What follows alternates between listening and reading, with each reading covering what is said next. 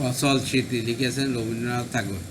আমার হৃদয় ভূমি মাঝখানে জাগিয়ে রয়েছে নীতি অচল ধরল শৈল সমান একটি অচল স্মৃতি প্রতিদিন ঘিরে ঘিরে সেই নীরব হিমিগিরি।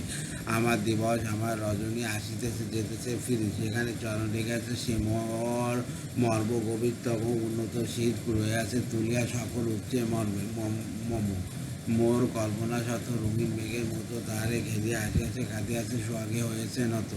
আমার শ্যামল তরুলতাগুলি ফুল পল্লব ভারে সরস কমল বাহু বেষ্টনে বাজিয়া চাইয়াছে তারে। শিকড় গগনহীন দুর্গম জনহীন বাসনা বিহগ একখানা সেটাই গাইছে রাত্রি দিন। চারিদিকে তার কত আসা যাওয়া, কত গীত, কত কথা, মাঝখানে শুধু ধ্যানের মতো নিশ্চয় নিরবতা। দূরে গেলে তবু একা সে শিকড় যায় দেখা চিত্ত গগনে আঁকা থাকে তার নিত্য নিহার রেখা। ধন্যবাদ।